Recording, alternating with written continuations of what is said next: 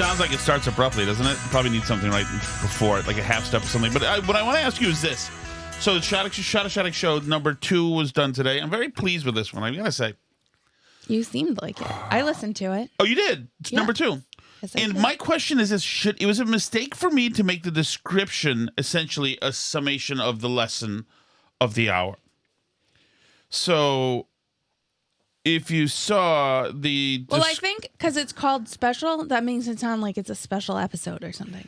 Okay, but I'm talking about the description. It's called special. And really that's the theme of the thing, is to say you're not special. But the description is, Tom discusses the downside of considering yourself to be extraordinary as well as the advantage of realizing you're not special at all. But really I talked about people like Greta Thunberg and some other idiots are in there, and so should it have been more newsy, more SEO in the description, rather than my 30,000 foot takeaway is that you're not special, Mm-hmm. Okay, that's my question. That's a question. I don't get it. What's the question? Okay, I'll say the question again. So I'm going to need you to listen. Okay. Okay. Should the description have been the description, or is the description a pithy summary? The description to me is almost like the takeaway, the lesson of the episode. Normally what I see people do is the specific things you talked about in the timestamp, so that if people only want to hear one thing you talked about, then they can skip right to that part. Okay, that's unhelpful. I'm not doing that. Okay, so we'll move right along here. Well, then don't ask me my opinion. The timestamp. I just asked you about the description that I used. In the show description, people put the timestamps of the different pieces that are in the show, so that if people want, I'll have the intern do that. All right, here we go. So I'm going to go to Is the intern you? No, the intern is not me. We don't have an intern. Well, maybe you should hire you as an intern. So here's the thing. Is that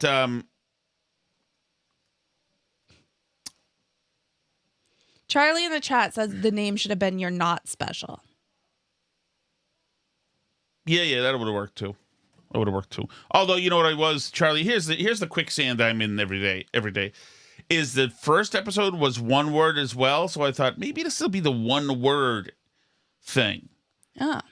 So there you go. So well, I guess you can decide tomorrow if you want to continue it or not. It's like when people lock themselves in by naming their children, and they have all their children's names start with one letter. Yeah. And then they feel they kind of have to stay on theme. It's like I kind of feel like we did that because all of our children's names have 5 letters. I didn't even know that. Who knew? I didn't do it. So I felt like I liked the name Calvin, but I couldn't use it because it's 6 letters. Yeah. And then that would be off. Like one kid would have too many letters in their name. Like imagine if you had all your kids and all their names start with M, and then you have one non-M kid and they're like, what happened to me? Why am I the not loved child? When they're interrogating our school shooter kid, Alice, they're not going to really stick too long and emphasize the letter problem. All 5 letters. Uh-huh. So, but the longer you go putting just a one-word title for the episode, the more you'll have to keep doing it for the next episode. Is my point. Right. Just like with naming kids. Right. Good point. You're not interested. What? Was that a question? Sorry, say it again. Sometimes you say a lot of things and then some of it's a question. I don't know. Post this. And this is so, when these people decide that they're media experts and they're not, they're just dolts, it's fantastic. Because it's always they're explaining you need this explained to you. Take a seat. And the local epitome of this, of course, is Sue O'Connell. So saying so do you want to know what the LA riots are? Well, let's break it down. A thread. Oh, God, please, somebody just have the AI just do the thing.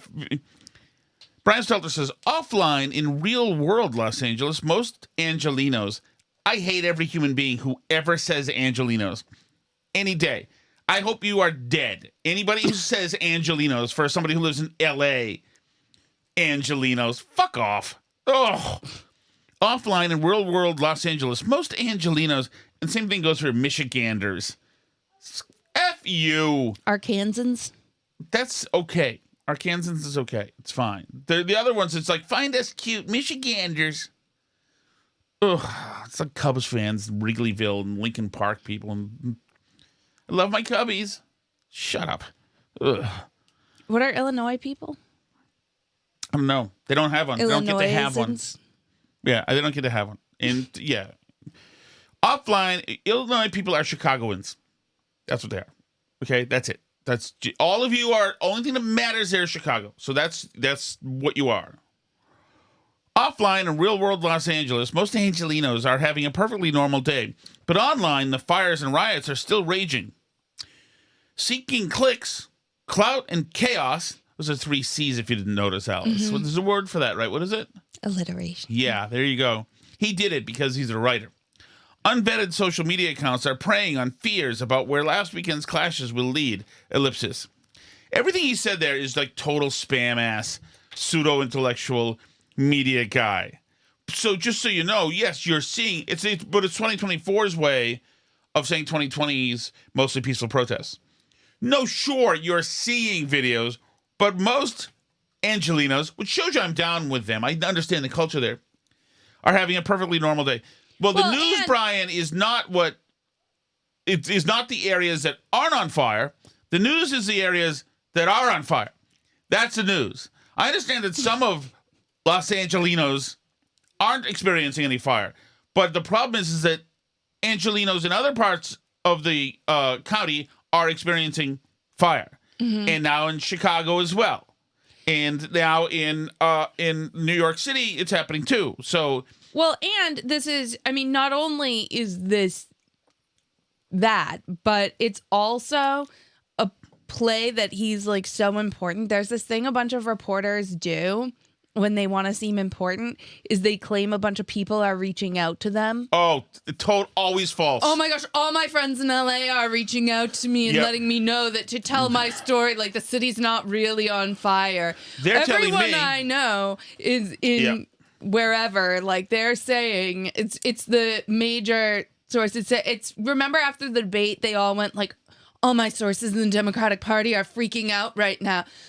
Like, you don't have to, you can just evaluate the events as they happen and not need to put on this false sense that hordes of very credible but anonymous people are feeding you special information that the rest of us aren't privy to. We all know people who live in California. Thank you. Like, you don't have also, nobody feels a need to tell Brian Stelter anything. Nobody feels a need whatsoever. This is a great... here's a great quote by Vince Dow, our buddy Vince, who we had on. Oh, yeah, we had on, yep. Brian Stelter is a great tweet. Brian Stelter on January 6th. Offline in real world DC, most people are having a perfectly normal day, but online the insurrection is still raging. Perfectly said. It is a parallel. Exactly. Yeah. Exactly. Most people in Washington, D.C. had a normal time. You can go to Lincoln Memorial. It was open. The Jefferson Memorial was open. Everything was normal just down the street. Yeah, everything was normal just on the street, just not at the... And you brought that up last night. You were a little bit ahead of the game, is that they're having a tough time reckoning now with their coverage of January 6th. And this, like, blaming them for ignoring this January 6th. Last time, they could do it because it was COVID and their arms were combined, linked, and locked, and so they weren't letting anything else penetrate. But, with burning the federal buildings. But now it's tougher for them, and they can't control all the messaging. And there's been too much. The media difference in the media from 2020 to 2024 is just remarkable. Well, right, and the other piece of this too is that, I mean, the George Floyd thing and the summer 2020 riots. Obviously, I don't think that the narrative is true, that the police are, like, murdering black people wantonly in the streets. And I don't think any statistical arguments bear that out as a true thing that's happening at all. But if you believe that that's happening, then I think for, like, normal people who don't look into the statistics, that sounds like a sympathetic cause. Exactly. Right? So I'm sorry for saying right. I'm trying to catch myself. I think it sounds like a sympathetic cause to say people are upset because the police are just murdering black people. And that might not be true, that the police are murdering black people. I, in fact, believe it is not true at all. And I think that the whole thing is not true. But that's a cause that people, if you believe it, if you think that the police are murdering black people, then that would be a cause that people would understand why you would go riot about it, which is why that had such traction. People do not necessarily think keeping criminal illegal aliens who are waving other countries' flags and shutting down the roads, like, people don't find this to be a sympathetic cause. No. Like, that you just get to walk into the United States and, like, murder people and nobody can make you leave cops ever. Bitch and assaulting them. Right. I mean, the whole thing is so insane, and they've been proven to be so unsympathetic at every turn. The fact that they're like, no, we have to keep the wife beating, human trafficking, gang banging, murdering illegal aliens all here. It's their right to be here. And you have to give them free healthcare and a place to live and food. And their kids are citizens now. Like, most Americans don't find this to be a sympathetic cause at all, which is no. even at its most sympathetically narrated. Oh, this person's been in the country illegally working for 40 years, and, like, I'm supposed to think it's fine and they should stay. Like, nobody sympathizes with this. Right. And so that's why I think it's so much. That's part of why I believe the narrative has cracked since 2020, is that this is just not a cause that people agree with. No, people, even at its most sympathetically presented. No, because of what people are seeing. We'll get to some of that audio in a bit. This is a member of Congress is asked about this versus January 6th. Listen to this, the weaselness that happens. Now, you mentioned that you want to have the National Guard withdrawn. You don't want to have the National Guard even involved in this. You also mentioned the insurrection, so to speak, on January 6th. That was back when the National Guard was pulled back and was waiting for a long period of time. And then there was a big investigation that was put into that. And people said, "Where's the National Guard? We're having all these rioters who came into the Capitol. Where is the National Guard?" Then, all of a sudden, here we had the National Guard that was put in there because there was, let's face it, a lot of rioters and a lot of violence that was going on there that you're calling peaceful protesters. But a lot of people didn't see that on the TV screens. So either you don't have the National Guard that didn't come in on time on January 6th, or you do have the National Guard where there was violence. We did see it on our TV screens. What do you want? So, wait a second. So on January 6th, I was here. There was 50,000 people outside. They were scaling the walls. They were bashing in, breaking in. I don't like his 50,000 people number at the Capitol building, scaling the walls. There might have been 50,000 people outside and on the mall. Yeah, there might have been 50,000 people at the Trump speech earlier. Right. I don't think 50,000 people breached the Capitol. That seems unlikely. Members of Congress trapped in the gallery, including myself, including a lot of the people here. That was a dire situation where the police were run over. People were beaten with. What happened over Los Angeles? And then really saying, you know what this is really saying? This is saying this was important because this happened to me and I'm an important person. Yes. There's a lot of that. There's that. We were there. Your cars get set on fire. Your neighborhoods get burned down. Your government buildings get destroyed. Your house no longer has. Your business destroyed. And we have some audio of that. You don't have anywhere to go out to eat anymore because all the restaurants closed because your neighborhood's destroyed. But you don't understand. I was threatened by this violence. So this was obviously really bad violence because I'm a really important. You probably don't realize because you think your life is important, but I'm a really important person. So. Right. That comparison's a little inaccurate.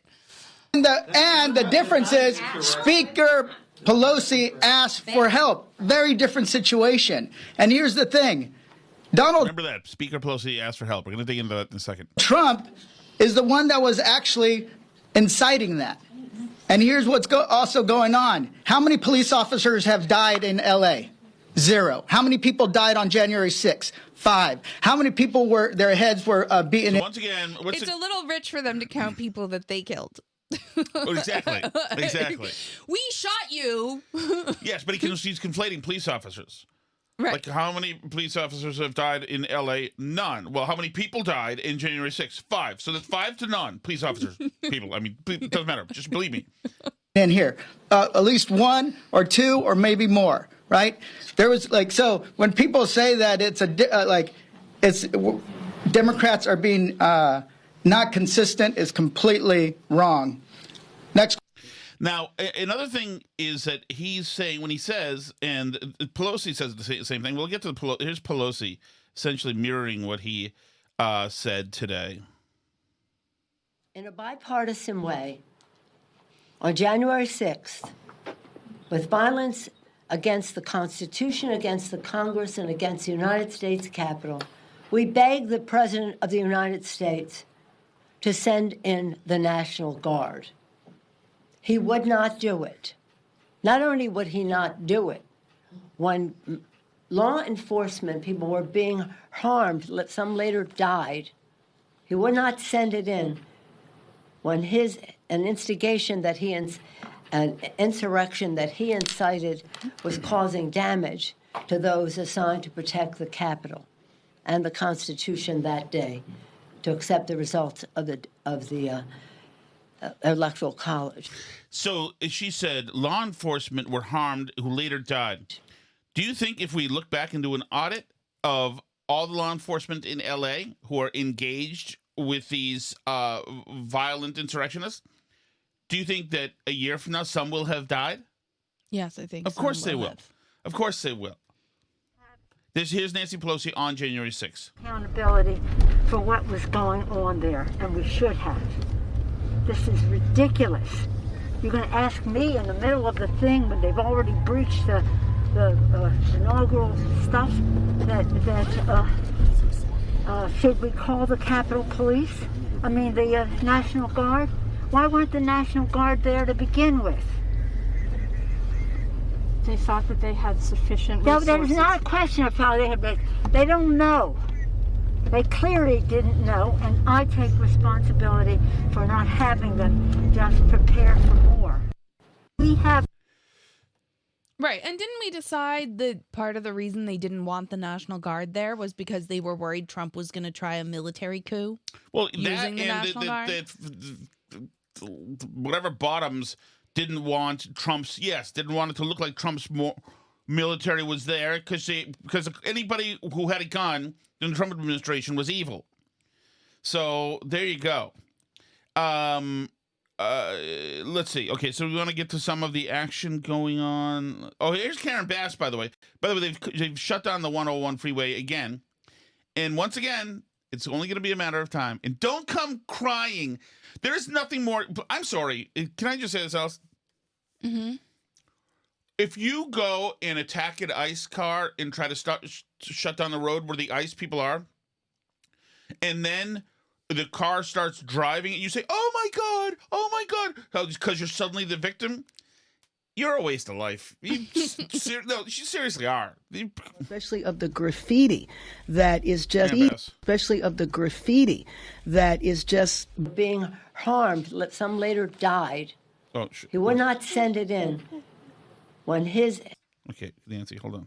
Blanketing a number of blocks has been extensive. We are 1 year away from the World Cup. This is about beautifying our city and bringing our city together. And so I am calling on business leaders, community leaders, faith leaders to come together downtown in the next few days to talk about how we are going to clean up the city. Obviously, city workers are already out there removing the graffiti, but this is so extensive, it's going to take community-wide involvement. We had launched a program called Shine LA a couple of months ago in preparation for the World Cup, and now we are called on to direct that citywide. We need people from all over the city to come to downtown and to help with this effort, especially. Can you imagine? Yeah. You know where people don't do stuff like this? China. No, but there's no, they don't have to do all this, begging people not to destroy their own city where they live. because they just No, but social Alice, credit can you score imagine? their way. There's pandemonium in the city. Mm-hmm. There's disasters happening in the city. They're attacking the cops. They're destroyed businesses. Mm-hmm. And she's worried That they're not going to look good in the World Cup. Yes. Now this will be an embarrassment.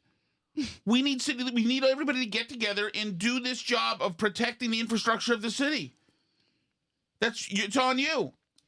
You know, Hey, at some lady, point they're going to get to a point where they're like asking Trump to send in help because they can't quietly, do it. and then they'll complain about it once they're there. But like, so you let these hoodlums and thugs, you gave them the city.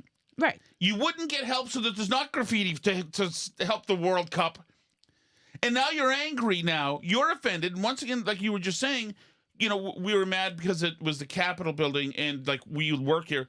Now you're offended that you're going to look bad, be embarrassed in front of the soccer crowd for the World Cup. And you had put time in to do Shine LA. And now that's about me. I'm doing Shine LA and you guys have, but by the way, she's not even. Right. It's okay. She's not even condemning the people who did it. She has yet to mention that. Right. It's okay for poor, crummy minority Americans to have their city wrecked around them. But if important people from other countries are here, then then it's important that they don't have to be in a bleep hole. And like everybody who lives there is. The vast majority of the people who live there are law-abiding people who just want to get to work and go to the store and do normal stuff and not be in a bleep hole. That's who gets screwed in all of this. Of course, well, that's who she's coming to and saying, we need you to clean up the graffiti. Yeah. Because we're trying to do Shine LA. We're certainly not going to ask the thugs and hooligans to stop doing the bad thing. No, I mean, that's not, that we would never, because she's an activist idiot. And so she's like, where there should be, the person who really would be the point person to make sure that this city's in tip-top shape for Shine LA would be the mayor of LA. But she doesn't consider that stop any of this stuff in her purview. No. Because, there's a fascist in the White House. That's Trump's fault. So they have to do spray paint on everything. As a matter of fact, Trump provoked this. Absolutely, they think that. Totally, they think that. So good luck with that. Here's two white liberals stop traffic and tell a mother who is begging to go to work that illegals and their children are more important. But I have a kid. If I don't, and these people are having their children taken and their parents. These are two white people yelling at a black lady now, but blacks aren't the star of the show now. You've been downgraded, black Americans. This is now illegals are the star of the show. What about my kids? I need to get a job. Look at this. Then what happens to my kids? I can't help you. But you can if you could just move out the way. And the guy with the ponytail and the man bun is saying, look at this. Look at all the people. Don't you understand? Like, get with the magic of the movement, lady. And this black woman is saying, I got to get to work. I have to go to work because I have to feed kids. And they're saying, no, look at the power of the movement, say the white people to them. Mm-hmm. It's like all feelings and emotions and energy and vibes. Don't you understand? These vibes are worth more than your job. One point he says, like, oh, to work? Oh, wow. Not going to. How is this a peaceful protest if there's nothing to do? No, it's not. How do you white people feel about stopping a black woman from going to work? Oh, no, not work. I can't. As he laughs at her. Oh, no, not work. In other words, we're doing something important, man. Of course, he lives in a rich, big house somewhere in this suburb, far away from this. Yeah, work is stupid. Oh, my goodness. We put in proletariat. Yeah, he's too good for all that stuff. He's part of an important movement because he's really somebody. She's just a black woman who sold out now has a job. Ugh. Freaking the people. Here's a business owner. This is so ridiculous. This doesn't look like this is for they're protesting for ICE or anything. This is they're doing just for the looting the stores and everything. I saw they break into the Apple store, they break into the Adidas store. This is not they're doing protest. No kidding, obviously. Yes. You don't need to steal Adidas for the illegal immigrants. Here's some of the two things have nothing to do with some of the other. high caliber of the rioters and terrorists. Could you spell and pronounce your name for me? Yeah, it's Christina with a CH, and then Maimone, Maimone. You have your face covered. Mm-hmm. Is there a reason for that? Yes, because there's been a lot of really fascist responses to protesting under this administration, and we don't really know who's going to show up or what's going to happen. So it's just a protective measure. Yeah.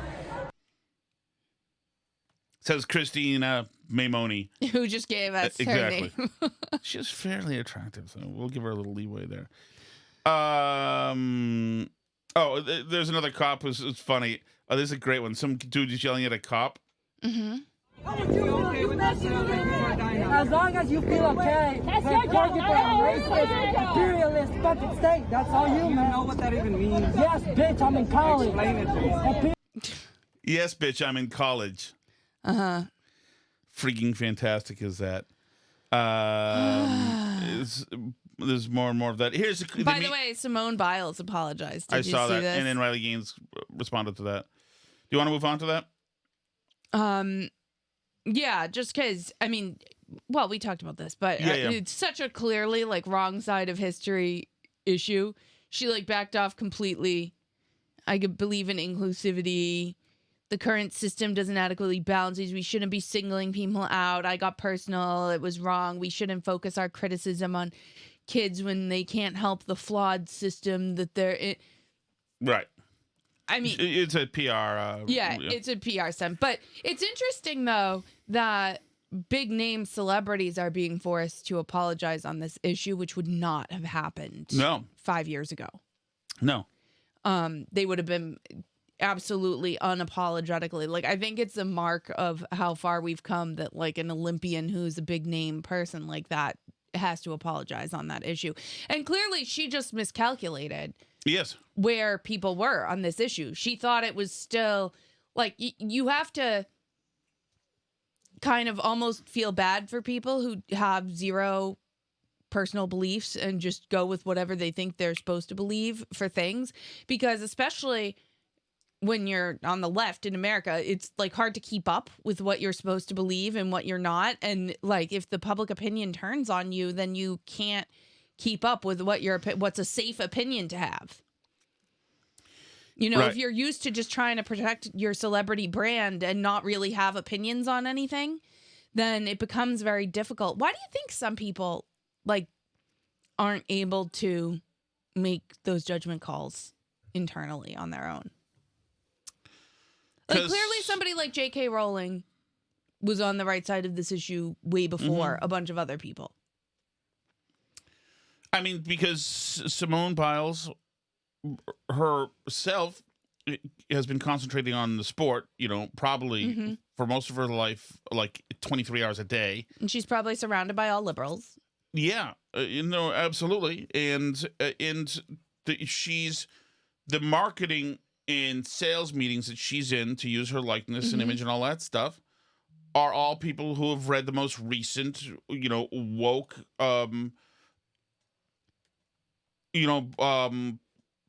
what is that? That group that had to sign off on everything for your DEI credentials. Was it BlackRock or Black? Anyway, so one of these companies that provides all the banks to the banks, all the money to the banks. You know, so that was the language of the day. In the same way that the language of the day 20 years ago was everybody in sales and marketing had a Live Strong bracelet. It was the culture of what you did then. That's what we all do. That's how we speak. But it's interesting because there's definitely a tide turning now. Like, you can feel it with stuff like the fact that she had to apologize. Or did you see the thing that the Draco Malfoy actor, who's actively going to be in the Broadway tour of Harry Potter and the Cursed Child is... I think it's the Broadway tour. I don't know. He's going to be in the stupid play, the Harry Potter and the Cursed Child play somewhere. Maybe the England one. I don't know. But the one who played Malfoy, he's going to play adult Malfoy. And he's in the news because and this is like not really, it's kind of small potatoes in a way, but he said he's not really attuned to the trans debate, but he's incredibly grateful to J.K. Rowling for where he has gotten in his which life. is an incredibly milquetoast, yes, absolutely, boring, bland thing to say. Like, I don't pay attention to this. Whereas, you know, all the other stars have completely crapped all over J.K. Rowling and said she's evil and horrible, and they're embarrassed to be associated with her. And, you know, Emma Watson's running around saying, like, trans rights or human rights or whatever stupid thing she's on about. And, that they've all like disavowed her. Just the fact that people are now who are still trying to have mainstream careers are not feeling the need to disavow her completely is like a step in the right direction. By the way, I mentioned earlier today that I was going to mention this on the Shattuck show, and I didn't. So let me put it out there now. This is William Tong, Connecticut's Attorney General. Elizabeth TikTok put this out today. I actually put this out a month ago when it came out, but here it is. Hands off! Hands off. Hands off Social Security! Hands off special education! Hands off Medicaid! I have sued him 3 times just this week! That's right. We have sued! We have stopped him! Check, check, check, check! Have you lost the will to fight? Are you in this fight with me every day? Then let's go! He's a guy, by the way, who is just He another. really is He's another seeing Connecticut. some presidential chances for himself here. That's exactly right. He's another Connecticut whore who's just trying to be the governor or senator or president. And these people, there's such a power vacuum in the party. I don't even think we covered yet the party chair. Somebody, Politico or whoever, got the audio of the DNC chair. Don't they you remember? did? I know. I remember we said they got the. Okay, it's not the audio. Okay. Yeah, I don't know that. I don't think anyone's posted it. I can double check. But like complaining Hey, that his job's been made impossible and he wants to quit because. Which is awesome, of course. Before you go any further, Sunny Hostin, Alice, goes there. Alice Shattuck called it. The same thing. I spoke to about 5 people that live in LA, that work in LA, and they said that these protests were very, very orderly. They weren't violent, and they occurred in about a 4-block radius. And we all heard the same. So that's not true. Actually, they're all over LA County, all different parts of the county. So, but regardless, she talked to people from LA. So there you go. You know, ABC News's own cameras are down there. Right. We can all see the footage coming out of LA, guys. Uh-oh, Alice. What? Bad news. Uh-oh. Guess who's very angry about Shine LA being hampered by the World Cup? Gavin Newsom? No, still again Karen Bass. She is using hard tact. Considering nothing's going on the streets, the left is telling us, Stelter is telling us, and Sunny Hostin is telling us, I don't see the need for draconian measures. I wanted to let the city know that I have declared a local emergency and issued a curfew for downtown Los Angeles. Why? To stop the vandalism, to stop the looting. Many businesses have now been affected by or vandalized. Last night, there were 23 businesses that were looted. And I think that if you drive through... What do you mean? I talked to 5 of my friends from LA today. They said Nothing's happening. It's fine. It's fine. Downtown LA, the graffiti is everywhere and has caused significant damages This is the World Cup to businesses and a number of properties. So my message to you is, if you do not live or work in downtown LA, avoid the area. Law enforcement... That's always a good sign for a city. No visitors come here. LA is not open for visitors. Do you understand? Things are fine. But Nothing's I don't happening. understand. Brian Stelter said that Angelinos have been telling him it's all fine. This is all just for clicks. That's right. And clout. Clicks and clout. All right. Ready? I'm ready. We have an all-you-can-eat message when we do our next show, by FYI. Okay. I've been playing video games since my parents got us an Intellivision for Christmas one year. SWTD. It was 1981. George Plimpton did the ads. It changed everything for us. I think it was my cousins got it in 80, maybe. We got it in 81. It changed everything. Intellivision baseball, you're out. Come on, greatest in the world. Tom will know what that is. Of course. And but I haven't, for the longest time, I have not kept up with it. There's all sorts of new, and I never played Halo. Like, I get you. But I did see that there's a new game out called Honkies. And it's a game where these middle-aged white women drive around in a convertible with a box wine, and they talk down to non-native speakers and just try to hand out things to people, different people of color. And you get more points the more liberal you get. So I'm gonna beta test that and see how I like it. I would play it, to go along with Looters, Alice. Relooted. Relooted? Yeah, that's right. Can you imagine what you got to think of certain people we're going to backfill about how looting is actually good and well thought out and not animalistic or savage at all and not about just taking stuff and stealing ATMs and trying to take the entire self-pay registers out of Targets. Let's try to make that one work, guys. What does that board meeting look like? It's about artifacts? You know what that Jake Paul said when he was interviewing Arnold Schwarzenegger? What? He claimed that Hubert Humphrey was really liked, did he say gummies? Gummy bears? It wasn't Jake Paul, by the way. That was Theo Vaughn. He said Humphrey looked like he ate something, yeah. Or something? I think he thought Hubert Humphrey was Ronald Reagan. Well, like jelly beans. If you listen to it again, you'll hear it. Yeah, no, I hear you. Although I think he was looking. Oh, wait, maybe you're right. No, he was looking at pictures. So he called for it to be brought up. I don't think Theo Vaughn is a great student of history. Shot of Shattuck, episode 1. I'd say about 34 minutes and 30 seconds before it turned blue, which I appreciate. And then 34 minutes and 35 seconds until it turned gay blue. What? Is that true? Oh. Which entertained me. It was Tom's question to himself out loud. Would I have sex with a man for $1 million? And his answer being, yeah, I guess I would. Well, I don't know why I'm... Anyway, please, $1 million, Tom. You do it for a fork full of tripe and a happy dad. Oh, wait, I take that back. Who am I kidding? You've been doing it for years. That is incorrect. Come out already. I mean, this is your time. There's nothing holding you back. It's your month. Anyway, enjoying the show. Thank you. And I'm officially a Patreon member. Bye-bye, free access. He is. He's in the chat tonight. Oh, fantastic, Tim.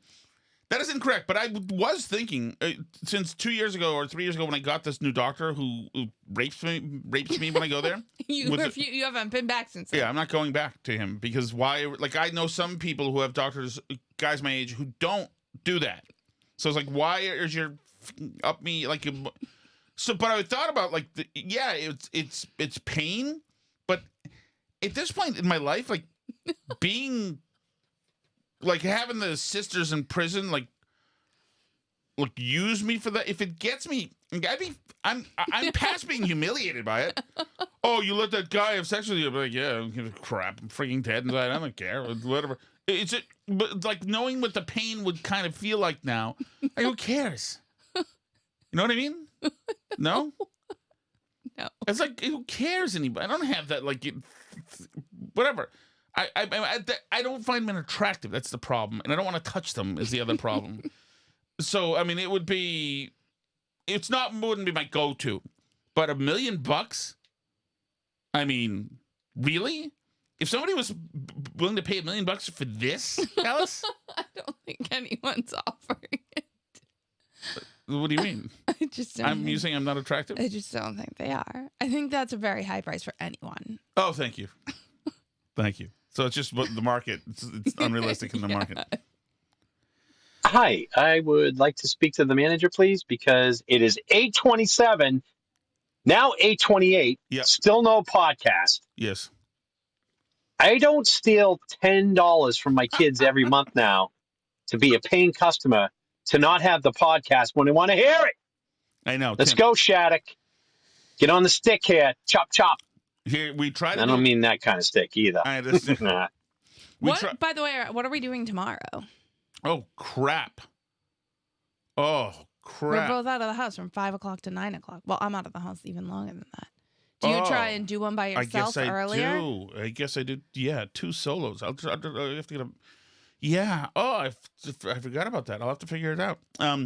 Yeah, no, Tim, tonight I had to get a son at 7:45 and then came back, and then I started to like the burn barrel. Well, it delayed us a little bit, and I don't know what else delayed us. But yeah, we try not to do. Believe me, I am very vocal to Alice that I very much dislike. Alice is hard out. Probably she's working really realistically between work and getting ready for the show till 7 p.m. every night anyway. So if anything else comes up, like a kid ride or something like that, then it throws us off. Because I despise wrapping up this late. And it's 9 o'clock now. Yeah, it's terrible. And so like but we try to. There are other ways we can get around that. Like if I dropped in, although it wouldn't really matter time-wise, but I'm saying if I did interviews during the day, which I certainly could do, which we should think about maybe. I don't know, but I'm right there. Tim, I want you to be a satisfied customer. And so we will. We always try to do earlier. Tomorrow will be early because we have to get early. Well, it'll just be me, though. I don't think it'll be video. So soon, Alice. New paying customer. I know. You're disappointing him already. I will be better. I'm going to be better, Alice. By the way, Let the Record Show, that KMS victory last night. Trish suggests that we have Wednesday night be our night off, and we do a show Friday instead. Wednesday was the night off. You mean going forward? No, just this week. Oh yeah, switch it up? And Dave in Florida says 2-hour Thursday banger. Well, it's not really me. It's like, I have more. Actually, I have total flexibility now, as a matter of fact. But Alice, what is not flexible about your schedule? But Alice does not have total flexibility. We could think about it. I don't know. I'll figure it out. Thank you so much, everybody. Thank you for joining Patreon. Thank you for being here in the chat. Splash wants an interview with VB. He might be being sarcastic, though. Can we get you having an interview with VB? Have you tried doing that yet? Is that sarcastic? I believe it might be. I don't have a great sarcasm detector. I love VB. I do love you guys. He's and we will see you either tomorrow or Thursday. Hopefully tomorrow. C'est la vie.